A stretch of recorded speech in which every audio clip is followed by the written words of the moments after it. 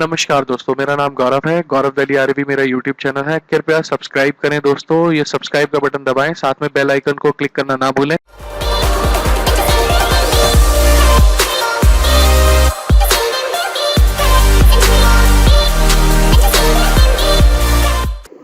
Hello, good morning. The topic which is we are going to discuss is how to go for the registration of NBFC companies in 2017, 18, 19, 20. The topic is being explained by me, CS Gaurav Kumar Sharma. My mobile number is 9990694230. My email ID is gaurav.delhi@gmail.com, and my website is www.csgauravsharma.com. So let's move over the PPT and let's uh, discuss how to go for the registration of NBFC. If you are going to register your NBFC, what are the things needed for you? So, what is NBFC? First, we are going to discuss that. A non-banking financial company is NBFC, known as is a company registered under the Companies Act 1956 or as under the Companies Act 2013, engaged in the business of loans and advances, acquisition of shares, stocks, bonds, debentures, securities issued by government or local authority, or other marketable securities of a like nature, leasing, hire purchase, insurance, business and chit business, or a non-banking financial institution which is a company and has a principal business of receiving deposits under any scheme or arrangement in one lump sum or in installment by way of contribution or in any other matter, is also a non-banking financial company. Residuary non-banking financial company. So a non-banking financial company is a company which is registered either in Companies Act 1956 or 2013, but the company is engaged in the business of loans, advances, acquisition of shares, and other related financial matters. Also, marketable securities, and also dealing into leasing, hire purchase, insurance business as well. Apart from this, is also if a non-banking institution is also in principal business of receiving deposits or any scheme of arrangement or one lump sum or in installments or contribution, that is known to be a NBFC company. Salient features of NBFC regulation, which I am going to discuss, is that the minimum period to accept and renew public deposit minimum 12 months and maximum period is 60 months. There cannot be a provision of acceptance of deposits that are repayable on demand. NBFC are supposed to follow prescribed ceiling rate, which is about 12.5%, and it is going to change as per the RBI guidelines. NBFCs do not offer incentives or additional benefit to the depositors as being directed by RBI. There is no guarantee of insurance for the deposits to the NBFC. So there is also no guarantee of that. Also, RBI does not guarantee you the repayment of the deposit which is being offered to NBFC. NBFC do not accept deposits from NRI except when the deposits are debit to NRO account of the NRI. This is only possible if the amount does not represent an inward transfer from the NRE account. So this is also equation of transaction from NRO to NRE account. Advantages of forming an NBFC is being listed over here, and we are going to discuss the same. A few advantages of the NBFCs are as follows. First one is that provide loan and credit facilities and support investment properties to the masses. Useful. And the second one is that useful for trading in money market instruments. So if you are going to deal through money market instrument, you must have to deal through the NBFCs only. You can fund a private education through it also. The third one is that, and fourth one is you can avail wealth management for portfolios such as stocks and shares. It provides you with the retirement planning as well. So NBFCs are doing functions similar to banks, which is difference between what is the difference, the main difference between banks and NBFC, which is going to be discussed over here. So let's jot it down and let's discuss the same in a nutshell manner. NBFC cannot accept demand deposit. NBFCs do not form part of the payment and settlement system, so cannot deal into it. Cannot issue checks drawn on itself. Even the bank can do the same. Deposit insurance facility of deposit insurance credit guarantee corporation not available to the depositor of NBFCs. Otherwise, the same case prevails over the banks. So these are the things mainly. What is the difference between banks and insurance? Now we move on to, is it necessary that every NBFC should be registered with RBI? So there is a guideline and a strict advisory over there. Section 45 IA of the RBI Act 1934.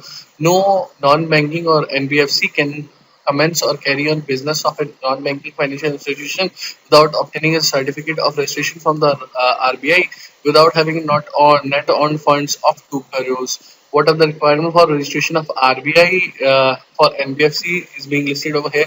Company incorporated as discussed further and in the past 1956 of Companies Act 2013 and desirous of commencing business of non-banking financial institution as defined under 41 IA of the RBI Act 1934 should comply with the following. It should be a company registered as there and must have a minimum net owned fund of 200 lakhs.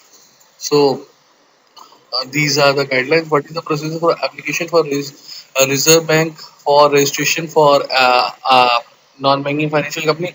The applicant should or through way of the company is required to apply online, submit a physical copy of the application along with the necessary document to the regional office of the registered Reserve Bank of India, only Apex Bank of India. The application can be submitted online by accessing RBI secured website cosmos.rbi.org.in.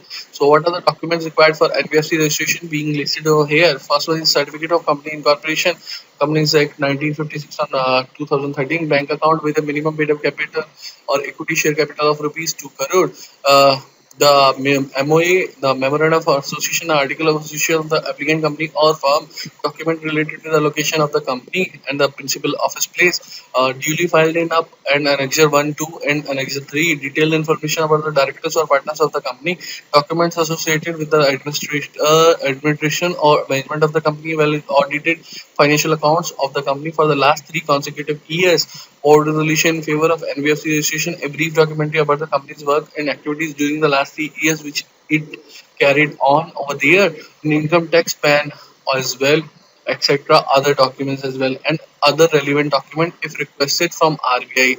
Returns to be submitted by deposit taking NBFCs are NBS 1, NBS 2, NBS 3, NBS 4, NBS 6, and half yearly ALM return. Now let's discuss the same.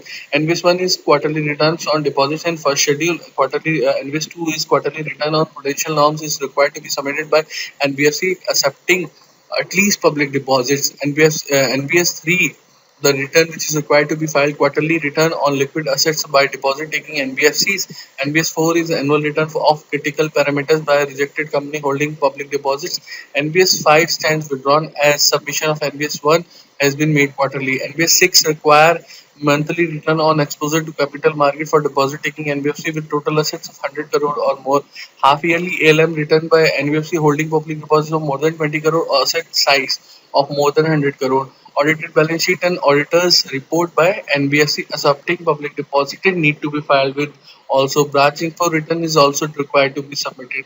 Return to be submitted with NBFC's NDSI is NBS 7 monthly return on important financial parameters is that, and a quarterly statement of capital funds risk weighted asset and risk asset ratio as well, etc. for NBFC NDSI. LM returns require a statement of short-term dynamic liquidity in form of ALM. NBS ALM 1 monthly is required to be submitted. A statement of structural liquidity in format of ALM. NBS ALM 2 that is required to be submitted half yearly with RBI. Statement of interest sensitivity in format ALM.